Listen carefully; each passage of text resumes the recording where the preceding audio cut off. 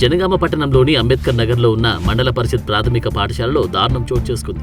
మధ్యాహ్నం విద్యార్థులు తినే భోజనంలో బొద్దింక మిడత రావడంతో పిల్లలు ఒలిక్కిపడ్డారు. వెంటనే ఈ సమాచారం స్కూల్ ప్రిన్సిపల్ మరియు తల్లిదండ్రుల దృష్టికి తీసుకెళ్లగా ప్రభుత్వ పాఠశాలలో ఇంత నిర్లక్ష్యం వహిస్తున్న వారిపై కఠిన చర్యలు తీసుకోవాలని పాఠశాల ప్రిన్సిపల్ కి వారు ఫిర్యాదు చేసిన తల్లిదండ్రుల ఫిర్యాదు మేరకు అక్కడికి వచ్చిన ఎంఈఓ మధ్యాహ్న భోజనం పట్ల నిర్లక్ష్యం వహిస్తున్న వారిపై కఠిన చర్యలు తీసుకుంటామని వారన్నారు. కానీ ఇలాంటి ఘటనలు గతంలో కూడా ఎన్నోసార్లు అన్నంలో వెంట్రుకలు పురుగులు ఇలా వచ్చినా తూతు మంత్రంగా వచ్చి వెళ్తారు తప్ప ఎలాంటి స్పందన లేదని పిల్లల తల్లిదండ్రులు పలుమార్లు చెప్పినా ప్రయోజనం లేకుండా పోయింది. వంటలు వండి వారి మధ్య గ్రూప్ తగాదాల వల్లే ఇలా జరిగిందని మండిపడ్డారు. రాష్ట్ర సర్కారేమో నాణ్యమైన చదువు, నాణ్యమైన భోజనం దిశగా పయనిస్తుంటే జనగామలో మాత్రం పరిస్థితి ఇలా తయారైంది.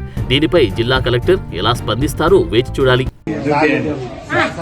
అంటే అన్నంలో ఇంతకుముందు పురుగులు వచ్చినా పట్టించుకోలే, ఏది జరిగినా ఇంతవరకు దానికి చెప్పినా వాళ్ళు కంప్లైంట్ రాసిచ్చిన తర్వాత కూడా వాళ్ళు ఏమంటారు అంటే నా మాట అనేది పట్టించుకుంటలేదు.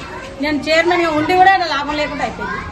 తర్వాత ఏమైంది, నిన్న వాళ్ళు పిల్లల తల్లులు అందరూ వచ్చి ఏమన్నారంటే పురుగులు వస్తున్నాయి, మా పిల్లల మేము స్కూల్కి పంపించాము, స్కూల్ బంద్ చేసుకుంటాం అని చెప్పి వచ్చన్నారు. మిడతా వచ్చి పడ్డది, మిడతకు పీసులు అయిపోయింది. వండేటోళ్ళు చూడకుండానే పడ్డది. అన్నం తింటుంటే అన్నంలో పురుగు వచ్చింది, బొద్దింకకాలు. ఈమెకేమో బొద్దింక వచ్చింది, మా చెల్లెకేమో మిడతకాలు వచ్చింది, మిడత వచ్చింది. కలుపుతుంటే కాలు వచ్చింది, ఈమెకి మొత్తం మీద వచ్చింది. మంచిగా వండుతలేదా? వండుతలేదా? వండుతలేదు.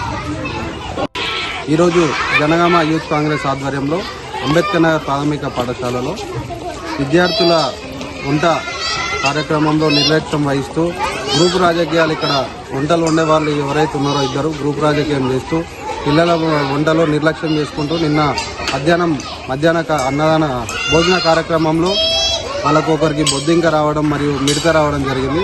దానిపైన వెంటనే జనగామ అదనపు కలెక్టర్ గారు స్పందించి, డిఓ గారు స్పందించి వారిని తొలగించి వెంటనే కొత్త వారికి అవకాశం ఇచ్చి ఇలాంటి పునరావృతం కాకుండా చూడాలని కోరుకుంటున్నాను.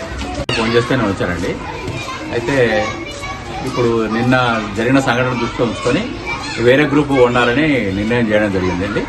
ఇప్పుడు ఈ నెలాఖరు వరకు అదే గ్రూప్ ఉండి ఫస్ట్ నుంచి, ఎందుకంటే లెక్కలు కరెక్ట్గా ఉండాలనే ఉద్దేశంతో ఫస్ట్ నుంచి వేరే గ్రూప్ ఉండడానికి నిర్ణయం చేయడం జరిగింది.